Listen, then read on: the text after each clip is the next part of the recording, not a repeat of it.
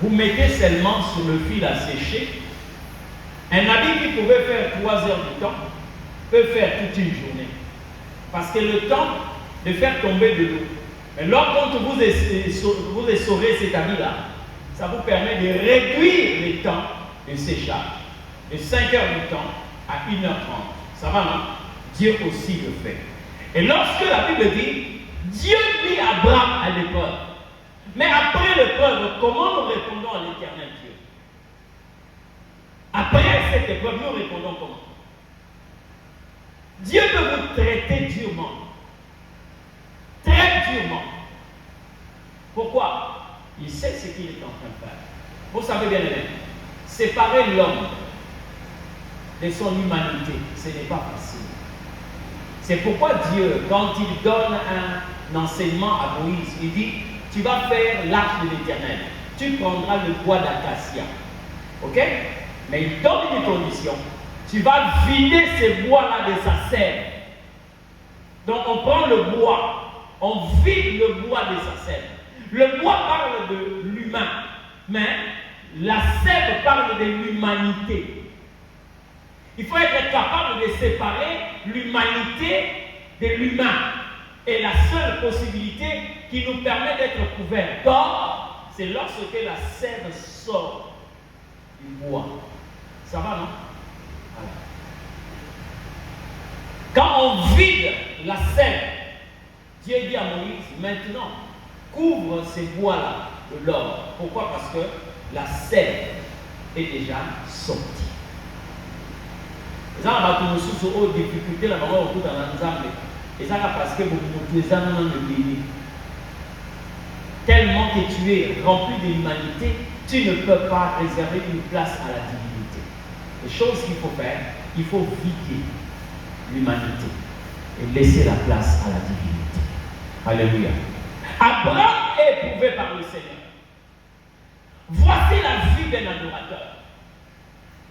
Dieu éprouve Abraham, il le met à l'épreuve. Mais quand il appelle Abraham, Abraham dit, mais voici. J'ai dit ici, l'adoration est un appel. Mais lesquels peuvent répondre à cet appel? Lequel? Le mercredi, j'ai parlé de pourquoi est-ce que cette phrase commence par après ces choses. L'adoration a un caractère égoïste. L'adoration a un caractère égocentrique. Parce que vous ne pouvez pas faire l'adoration concomitamment avec quelque chose d'autre. Quand c'est pour l'adoration, il n'y a que l'adoration. Vous savez bien les mettre. Dans une relation, vous pouvez croire sortir des bonnes choses, mais si vous avez en face de vous quelqu'un qui a eu une profonde réflexion, cette personne peut commencer à vous poser des questions de manière à vous mettre en difficulté. Je vous pose une question. Si par exemple, un homme dit à sa femme, tu es la plus belle de toutes les femmes. C'est mauvais ou c'est bon? Hein? C'est bon, hein? Si une femme dit à son mari, tu es le plus beau de tous les hommes, c'est bon ou c'est mauvais? C'est bon, hein? Maintenant, lorsque vous avez quelqu'un qui a une profonde réflexion et qui vous amène dans le langage de l'adoration, ce langage-là devient un problème dans le foyer. Ça va? Mais vous avez vu que c'est bon. Un homme a dit, oh, tu es la plus belle de toutes les femmes. Ça passe. Mais lorsque vous allez dans le caractère de l'adoration, la femme va vous poser la question, vous me comparez à qui? Ça va, non? Lorsque vous allez dans le langage de l'adoration, l'homme répond à la question, quand tu me dis que je suis le plus beau de tous les hommes, tu me compares à qui? Point d'interrogation, ça devient un problème. C'est que quand tu sors là, tu as des regards sur d'autres hommes. Ou soit, dans ton cœur, tu as d'autres personnes. Parce que quand tu dis que je suis le plus beau de tous les hommes, c'est comme ça qu'on a défini l'adoration comme étant dire ce que Dieu est. Adorer signifie dire ce que Dieu est. Or, lorsqu'on dit dire ce que Dieu est, c'est-à-dire qu'on on ne peut même pas regarder le trône de Dieu. Dans l'adoration, on ne parle que de Dieu. Dieu. Ça va, non? Donc je ne peux pas dire à Dieu, tu es le plus grand de tous. Il va me poser la question, tu me compares à qui? Tu me compares à qui? Des gens qui peuvent réaliser l'adoration vraie, c'est des gens comme des Bartimée. Le premier jour, quand il a vu, il n'avait que Jésus devant lui. Il n'avait que Jésus. Une telle personne ne peut pas dire que voilà, oh non, Pierre. Non, non. On l'a amené devant le Christ. Et Jésus lui a posé la question, qu'est-ce que tu veux que... Il dit, je vais recouvrir la vue. Qu'il te soit fait selon ta foi. Dès que ses yeux sont ouverts, il n'a vu que Jésus.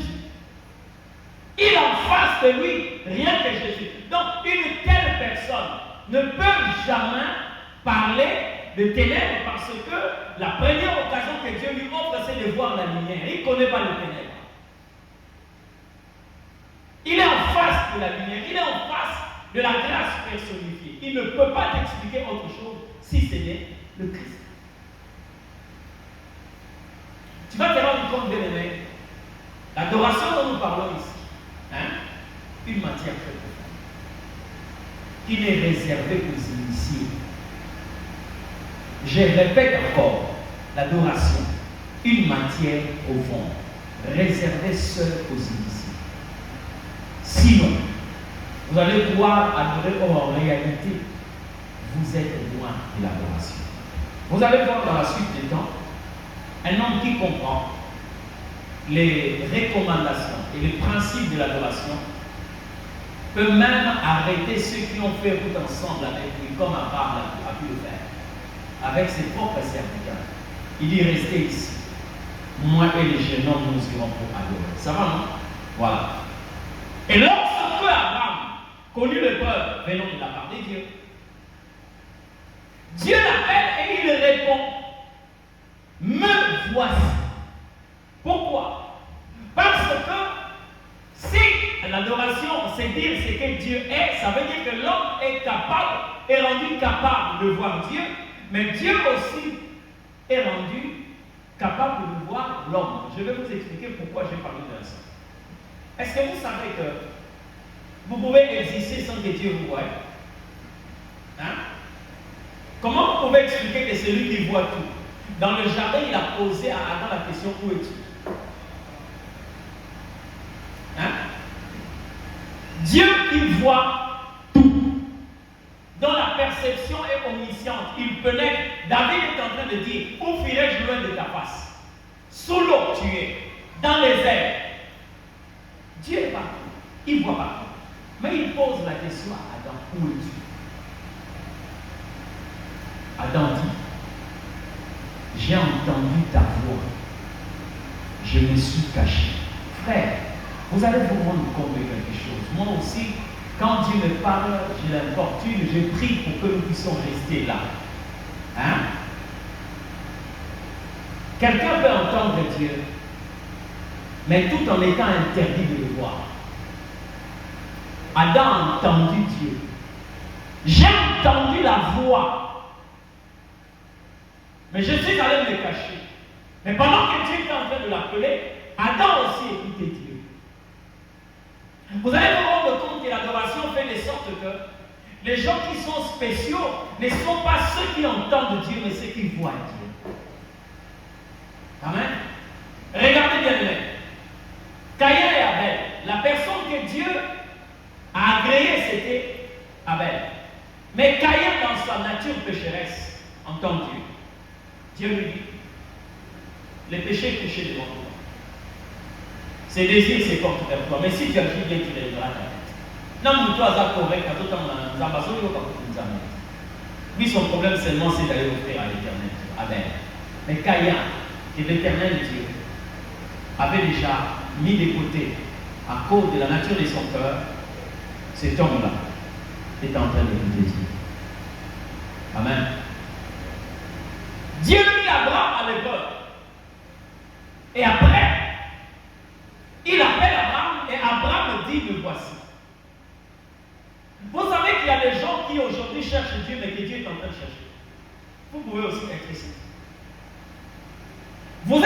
chercher Dieu. Mais votre